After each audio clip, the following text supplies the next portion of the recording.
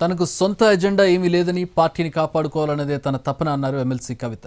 మంచిర్యాల పర్యటనలో ఉన్న కవిత మీడియాతో చిట్చాట్ చేశారు. బీజేపీలో పార్టీని విలీనం చేయొద్దన్నదే తన వాదన అన్నారు. బీజేపీతో పొత్తు పెట్టుకున్న ఏ పార్టీ బాగుపడలేదని, అందుకే తాను వ్యతిరేకిస్తున్నానని కవిత చెప్పారు. తాను జైల్లో ఉన్నప్పుడు బీజేపీలో కలుపుతామని చెప్పారని, అప్పుడే తాను విలీనంకు ఒప్పుకోలేదన్నారు. లెటర్ రాయడంలో తన తప్పేమీ లేదన్నారు కవిత.